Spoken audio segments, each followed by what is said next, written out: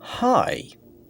So, independent animation has been a thing I've been into for a little while now. I've had film phases before, but never at this length and intensity, and as part of that interest that I've ended up diving into the topic of dark animation.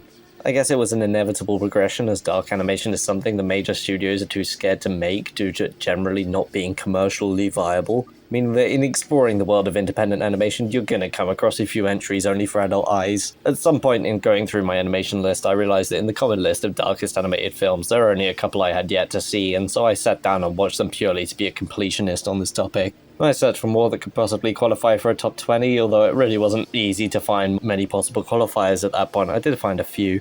Now, most of these are good films, actually, most of the ones I've watched. There are certainly some shocking entries on this list. You won't find much on the level of stuff you'd find on general disturbing movies list, though. Probably because animated movies require a massive dedication to the craft that, if I'm being brutally honest, isn't usually present in people with the urge to make extreme content. Resultantly, much of this list consists of films that are genuinely entertaining experiences despite their darkness, and almost all of the films are at least good.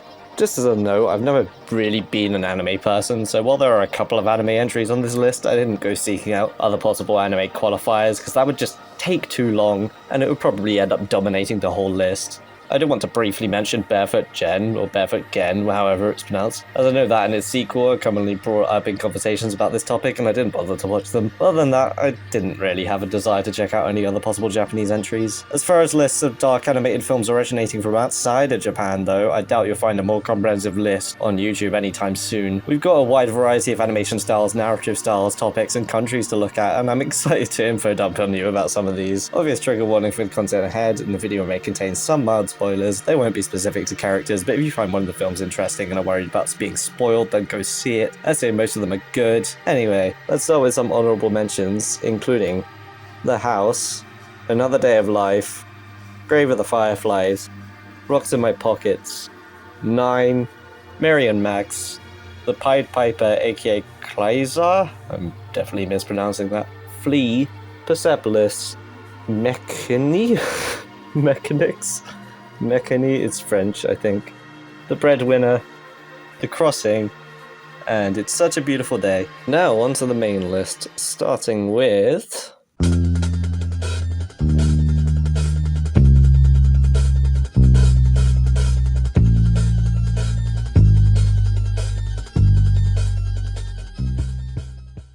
I imagine some of you were shocked to see Grave of the Fireflies didn't make the cut. Well, perhaps the first of our two anime entries will make that reason clear.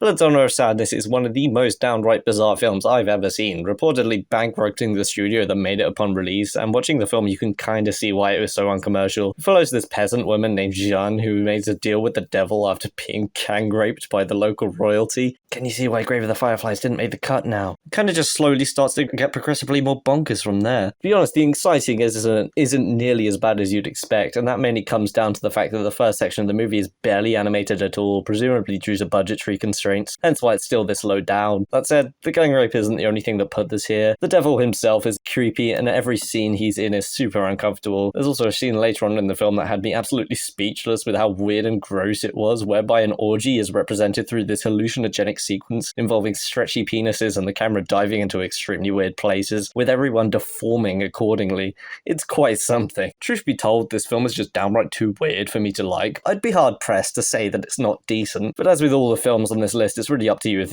this is your thing. Imagine éduquer des enfants à être libres. Oh là là, j'étouffe là-dessous. Attends, je vais t'aider. Oh, vous riez pas, c'est interdit, stop! Chut, c'est Valère, la mosquée, écoutez le prêche, dis-moi la bachir. Ça te remettra les idées en place.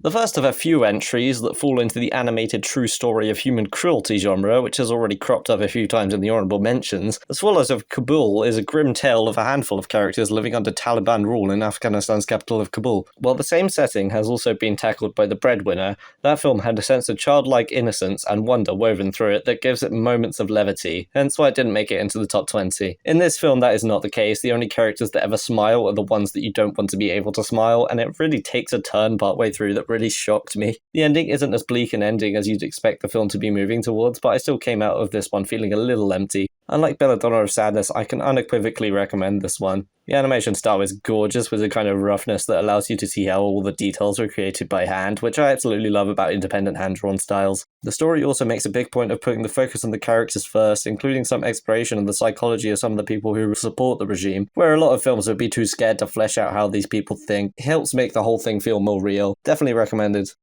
Grunt jest mój. Zrobię z nim, co mi się spodoba. Schowaj się! Nie do biedowania cię Pan Bóg stworzył, nie? I'm going to say up front that this is my favourite film of 2023 and is quite possibly one of my favourite films of all time right now. I have the Blu-ray pre-ordered.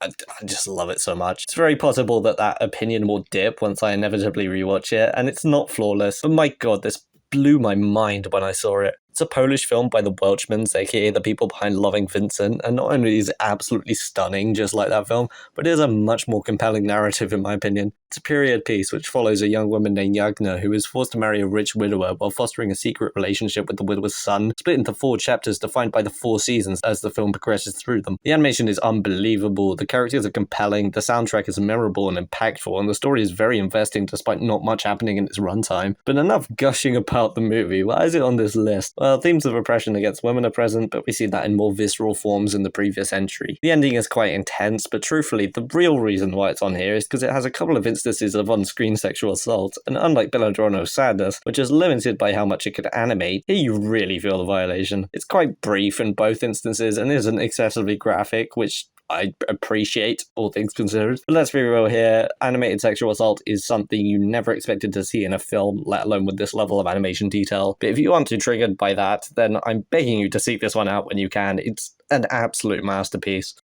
Un point sur l'actualité en Asie du Sud-Est. Les Khmers rouges viennent de prendre Phnom Penh. La situation des populations.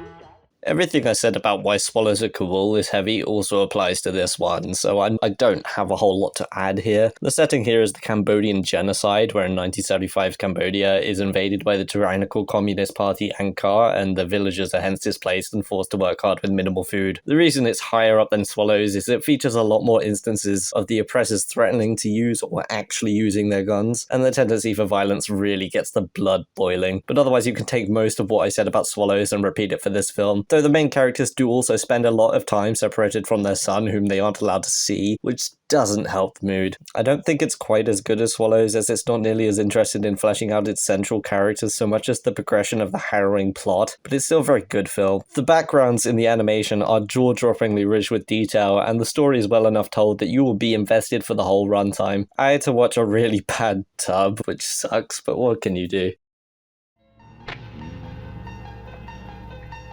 Time and tide are flowing over me. I once was blind, but now I see. The answer lies within your heart. When I posted this list on Reddit, a lot of people were shocked at the lack of a Watership Down mention. Well, here's your Martin Rosen mention in the form of his other film, which I find much darker, and apparently so did the BBFC, as unlike Watership Down, they were too scared to slap a U rating onto this one. Like Watership Down, it's based on a Richard Adams book and explores themes of animals in peril as a result of human activity and the cruelty of nature, this time with the setting being the grounds outside an animal testing facility from which the protagonists escape. It's super bleak, the world they have to traverse is barren, and they're constantly struggling for food. There's some surprisingly bloody images too, much more graphic ones than Watership Down, most notably a carcass later on, which is agonizingly detailed. Plus there's the famous shotgun scene, which you've probably seen in YouTube thumbnails for discussions of this movie, and while yes, it's suddenly bloody, in the context of the movie it's way more depressing and frustrating than you'd ever expect it to be. Snitter also has visible scars from the testing that has been performed on him, and his mind deteriorates over the course of the movie, and the ending is so affecting that it's easily what I remember it most. As far as quality goes, it's definitely very good, though I have to admit it took me a while to get into it. The animation is much more detailed than in Watership Down, and it handles its subject matter with enough care and nuance that it doesn't ever feel like misery porn. The characters are very strongly realised, with the opposing ideals of the two leads helping to flesh them out. I like that we almost never see the faces of any humans, as it helps keep the story firmly grounded in the dog's perspective. If you like Watership Down, I definitely think this is worth a watch, but it is much darker.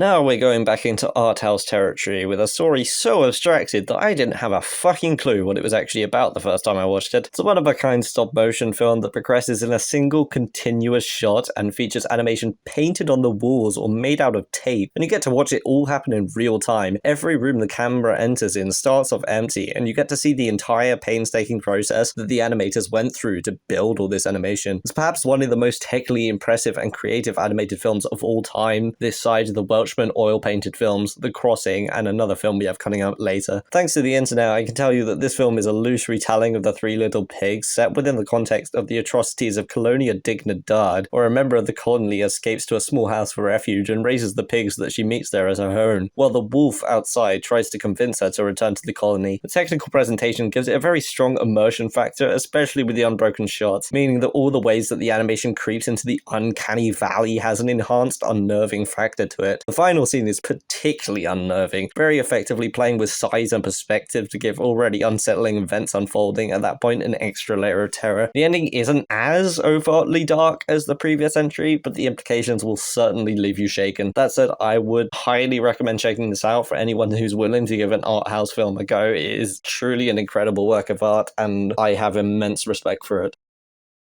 넌 뭐가 있긴 있다니까. 그럼 전에도 가게는 결국 별일이 못 가는 거잖아. 이거 원래 경매용이란 게. 비상! 빨리 저를 따라해요. Like The Plague Dogs, this is a Steve Reviews classic. Paddock is the fish movie you don't show to your kids. Very rare case of an animated film made in South Korea that isn't entirely aimed at children. Though not the last one we'll see in this video, Paddock is a very blatant statement against the cruelty of the fish industry, and it gets extremely graphic at points. You do get to see some graphic gore, and not necessarily on already dead fish either. To make matters worse, the characters are all nearly horribly unlikable, partly as a result of the desperation they feel in their situation. Even the main character, who for much of the movie seems like the only decent fish here, eventually does something shocking out of desperation. Truthfully, I'm not the biggest fan of this one. The story is mostly just fine, but the animation is pretty lackluster and the characters are not all that interesting. Though, credit where credit's due, there are a few points where the animation does something different and unique, and I did enjoy those parts of the film. It's worth a shot if you're interested, but it's not one of my favorites. And he's the fourth in the last month. This means you're the first witness I've found to the killings. Only men are brutal enough to do a thing like this. This is the second entry in a row that happens to be a graphic and gory foreign film about animal abuse that strongly resembles a Disney movie of the same animation style that I happen to give 3 stars to.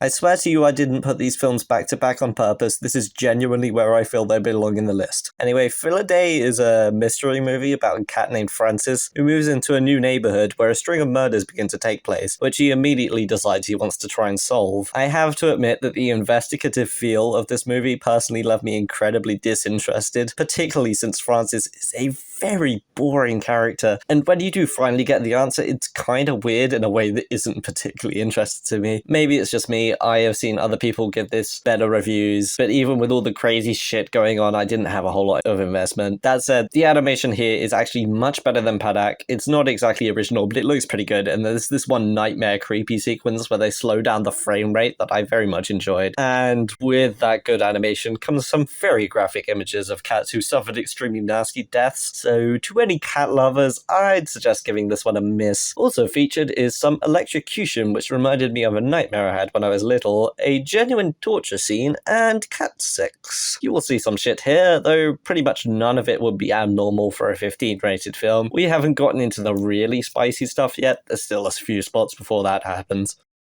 Ay de quien beba la sangre del último unicornio, pues se convertirá en ser hermoso y eterno. As I say, it's not super spicy yet, but we are getting to some pretty fucking violent material. Like the previous 2 entries, this is a very gory film despite seeming so incredibly innocent on the outside that you'd almost think it was purposefully crafted to subvert those expectations, hence why some people have compared it to Happy Tree Friends. I feel that comparison is a bit unfair though, as not only is this not comedic in the slightest, but it also makes a big deal out of exploring themes of militarism, prejudice, and religious indoctrination. It's about a war between unicorns and teddy bears, primarily following these bear brothers named Bluey and Tubby as they go through military training in order to eradicate the unicorns. And believe me when I say it's not dark only because of the graphic violence. There are some very distressing events in here, and the ending, while rather confusing in the visual metaphor it presents, is extremely nihilistic and depressing. All that said, I absolutely recommend this film. It's not flawless. The primary villain is a little cartoonish, and there's part of the plot that progresses much too quickly, but it's an engaging story that weaves its themes well with just a dash of satire. The animation is also absolutely incredible, making fantastic use of shapes and especially colors. Every landscape shot of the forest will have your jaw on the floor. It's really beautiful. Definitely recommend it. I honestly think I will be rewatching this one soon.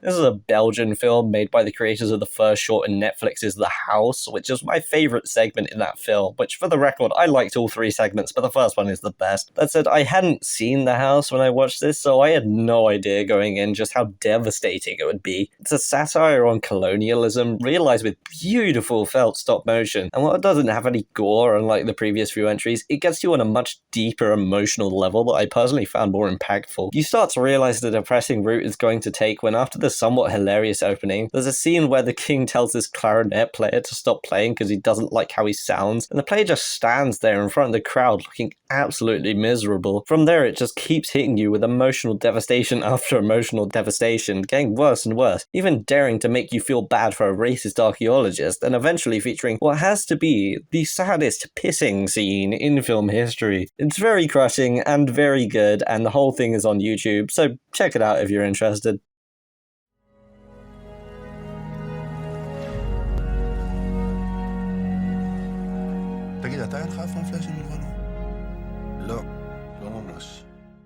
I'm not going to spend long on this one because this one just is not fun to talk about. This is an animated documentary in the vein of Flea and Another Day of Life, and this one is particularly harrowing as the director Ari Folman goes around talking to fellow veterans of the Lebanon War, trying to piece together the events of what happened during the war, which he blocked out due to his trauma. The animation, while a little rough, is used to great effect to recreate the events as Folman finds out more about what happened. The nature of the conversations between these real people makes it all the more harrowing and real, as you really feel that they've had to put in a lot of work to move on for their own trauma. I don't really want to dwell on this one for too long. It's very good, and it's an utterly miserable portrait of the Lebanon War through the eyes of the people on the ground. Whether or not you feel you were up for this one, I wouldn't blame you if you skip it. It's extremely heavy. ¿Te acuerdas cómo era todo antes?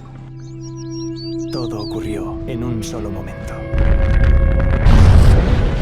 The first feature film from Alberto Vasquez, who also gave us Unicorn Wars, Bird Boy doesn't have quite the level of technical mastery, but in my opinion is a much stronger and notably darker film. I like Unicorn Wars, but I love Bird Boy, and maybe that's a concerning opinion because this is not exactly one to be entertained by. It's set in a post-apocalyptic world and follows a handful of characters as each of them struggle to deal with their own issues, and explores themes of familial pressure, religion, drug addiction, depression, and prejudice, often through the use of visual metaphors. While I can struggle with visual metaphors in films, the ones here I thankfully found quite easy to understand and very powerful, although I would understand if they've stumped you a bit. I was stumped by the ending of Unicorn Wars, so it happens. As such, this is definitely one to go into prepared, both for how dark it is, and so your brain is in a mood to be able to interpret what all the imagery represents. Unlike Unicorn Wars, it's not an overly gory film, but as you can imagine, in tackling all these extremely heavy themes, it becomes an impressively depressing experience, and especially with the shocking ending, you will be left cold. The animation is smooth and detailed, but with sketch lines left visible so you can see all the work that went into it, and the music is absolutely haunting and sad with a slight tinge of beauty to it, which reflects the film's tagline perfectly. It's a bit short, and there's a couple of seemingly comic relief characters who feel very out of place, but this is undoubtedly a very special film.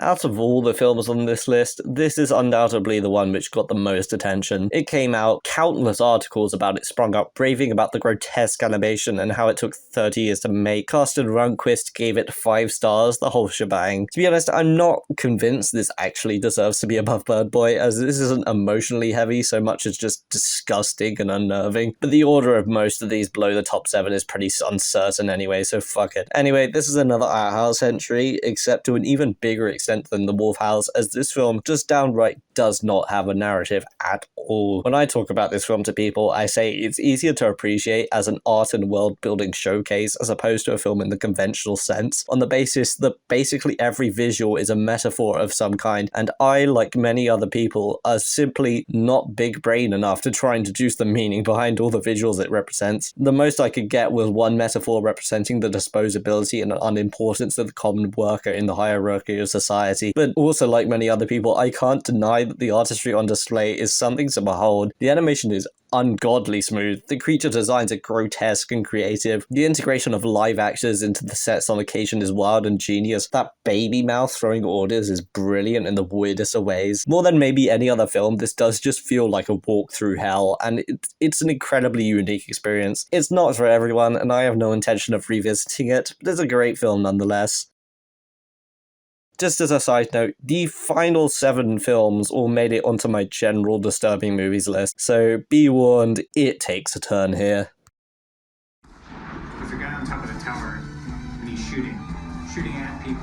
We didn't know who was being killed. Oh boy, okay, let's get this one over with. This is another film in the animated documentary genre, and this one is about America's first mass shooting, and it was by far the most harrowing one to me, and I think a lot of that is owed to the animation, believe it or not. It's done with rotoscoping with painstaking accuracy, and that means that the flashback sequences not only feel more real than was with Bashir, but they even feel more real than if those flashback sequences were shot in live action. You really feel like these are the real people that have been drawn over, not like they're actors who happen to look like them. The film tells the story of how the events unfolded through a series of incredibly personal accounts, and they not only detail every little thing from multiple perspectives, but help ground the events through relatable human eyes. Watching these characters with their innocence, not knowing what is about to unfold that day, makes it all the worse, especially knowing that this is just one of so many instances of similar tragedies that still happen again and again, and the film is not silent about making a statement on that either. It's an incredibly powerful story of not just tragedy but bravery, of those who managed to resist. I don't generally watch documentaries, so I can't speak to how well this is put together, but I found the way it told its story to be brilliant and deeply disturbing. It's a brutal film that places your mind squarely in the position of an event we're so used to viewing from the outside with a mental disconnect, and I couldn't wait for it to end.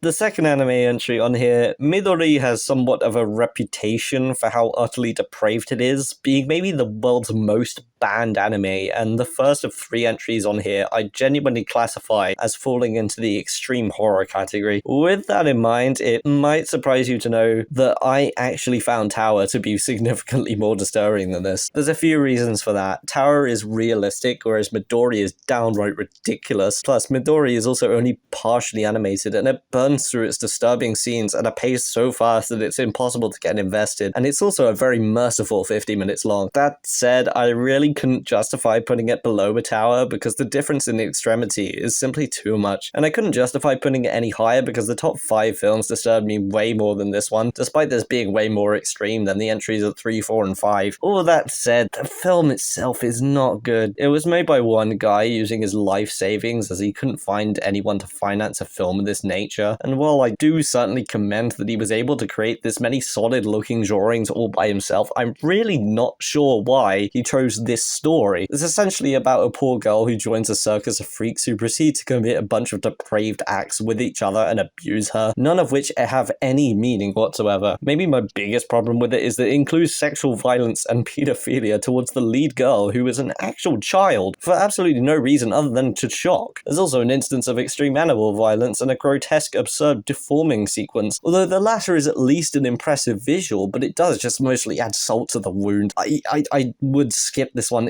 It's not as disturbing as its reputation precedes, but it's also just not good. Just give it a miss.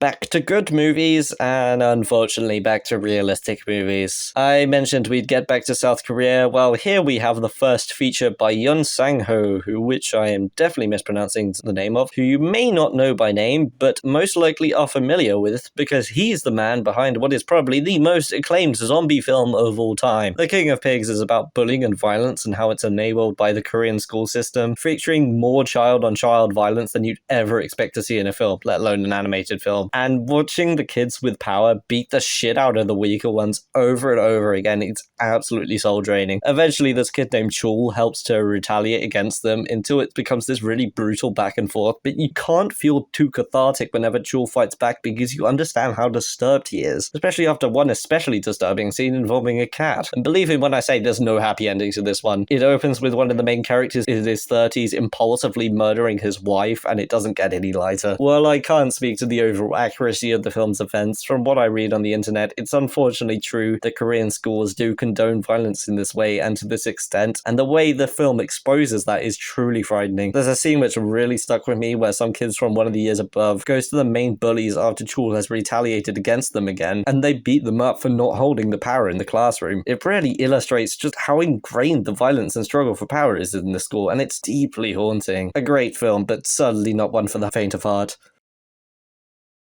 똥을 치워주신다고 했어요. 고지것대로 그걸 다 믿어? 천국에서 편하게 살게 해준다는데 천국이 어딨어요? I hope you're excited for more of the same, because this is a twofer! A couple of years after The King of Pigs, the same director made a very similar film, this time exploring normalized domestic violence and religious indoctrination and exploitation. The second review down on Letterboxd for this film opens like this, well within the pantheon of the bleakest fucking films ever made. And while it's no Threads, I can't really say I totally disagree. This is a story of two things: a village whose people's devout faith is exploited by a sinister pastor for money, and a man who is possibly the most despicable main character I have ever seen in a film. At the start of the film, he returns home as his daughter, unknown to him, has just got into her dream university. He then steals her tuition funds and blows it all on alcohol in one night, showing no remorse at all when she finds out what he's done. This man beats the ever-loving shit out of everyone in sight all the time, especially his wife and daughter, and every time you think there is the tiniest bit of hope that things might sway in the other direction, it just doesn't. The animation is a little rough around the edges here than it is in King of Pigs, although that film always looked a little bit weird at times too, but for most of the film you're just so distressed and angry that it's impossible to care. I looked up domestic violence statistics for Korea after watching this, and they are not pretty. Both of these films act as powerful social commentaries for the failings of Korean society and are incredibly brutal experiences.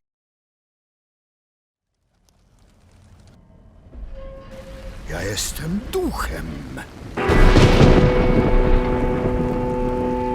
który ciągle przeczy i słusznie. I have to admit that this one honestly kind of fascinates me, and I've been wanting to talk about it to someone for a while. Despite this film's obscurity, it's BBFC approved with an 18 rating, and I actually found it in HMV once. That fun fact aside, we are back into art house territory, and I have to say, this is the most inaccessible movie on the entire list. So if you found The Wolf House or Mad God difficult to get along with, I'd give this one a miss. The director stated that this film was a way to say goodbye to his dead relatives by retreating into his imagination where they're still alive. And while you can definitely make out some of that in here, with scenes of current him talking to said relatives as well as what I presume are flashbacks of his childhood, there's also just too many absolutely bizarre and confounding images that I can't for the life of me make sense of the thematic importance of. When I watched it, I initially had no idea how to rate it, especially with how much it messes with my head, but with time I've come to appreciate it quite a bit. For one thing, the animation is incredibly good for a solo effort. It's not surprising to read that it took 14 years to make, which I really respect, but also even though I really struggle with surrealist films, it's generally easier to get along with them when they're personal to the director, as opposed to surrealism for shits and giggles like The Holy Mountain. As for what makes this disturbing, well, first off, this feels like if you took an actual nightmare and slowed it down. It perfectly captures the way nightmares shift topics and present nonsense nonsensical imagery to you, and that feel just deadens the soul. Once that feeling has infected you, you have to worry about not knowing when it could unexpectedly throw an incredibly grotesque image at you. I will say that once you get to the second half, there aren't as many horrible images to deal with. Even then, there's a very psychologically distressing scene involving a woman on the phone to a beach attendant that really got under my skin in a way I have to commend as being quite clever. The final musical sequence is very quietly powerful, even if you're not quite sure what it means. So yes, this is a good film, but it's very disturbing and very difficult to digest, and I'd only recommend this to an extremely specific audience. The final two films are on another level of extreme for the animation medium. Seriously, I mean it. Be warned. Oh, now, Sophie? I don't you dare make another sound, sweetheart. Every sound that you make, that's just gonna be another 15 minutes.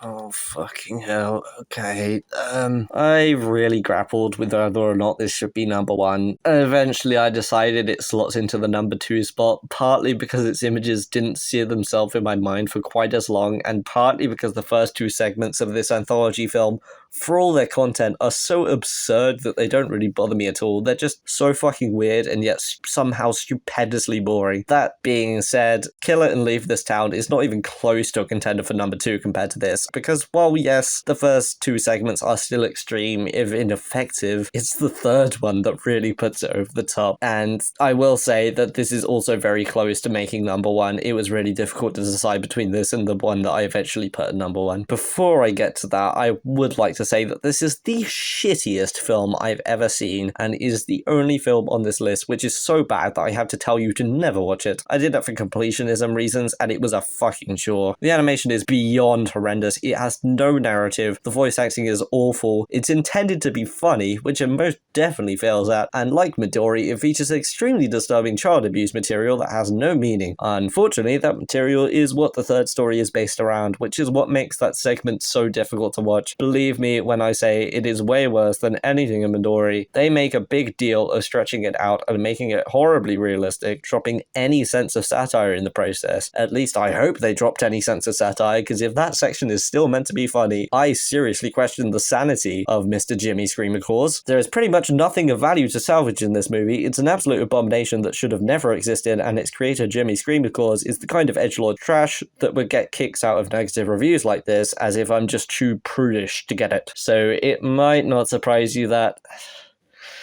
he also made the number one.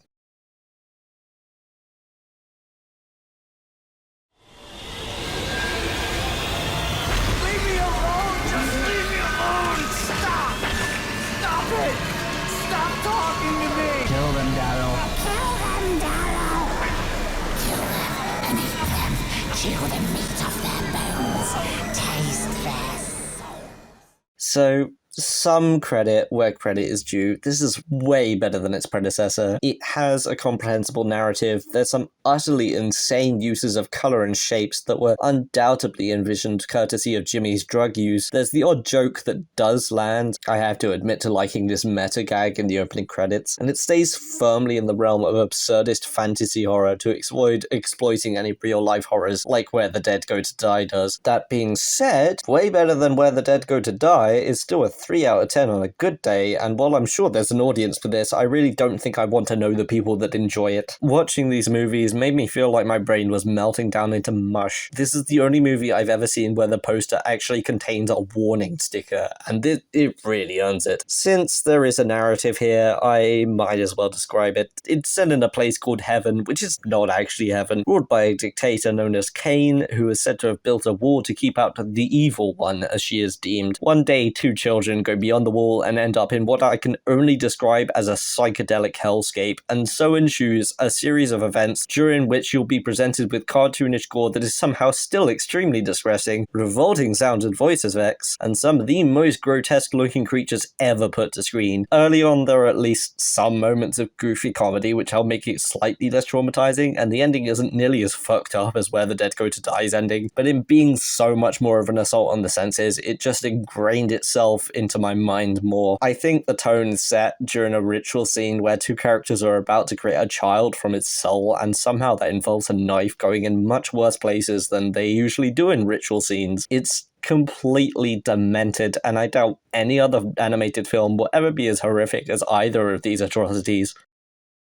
Whew, that was a lot. I don't want to make this outro too long. I just wanted to say if any of this bothered you, then I suggest watching Bee and Puppycat if you haven't already. It's cute, funny, charming, and not overly kiddish. The first season is on YouTube, though the pilot is separate, and the continuation is on Netflix. This show has done a lot for me, so I highly recommend you give it a go, and I just thought this was an appropriate context to bring it up, just so that this video doesn't end on such a dour note as the rest of it. With that being said, I have enjoyed putting this together, and I really enjoy talking about animated films, so I may well make another video of this nature on something slightly more lighthearted. Thanks to the couple of people that probably actually watched this. I hope you enjoyed it, and I've had fun making it. Ciao.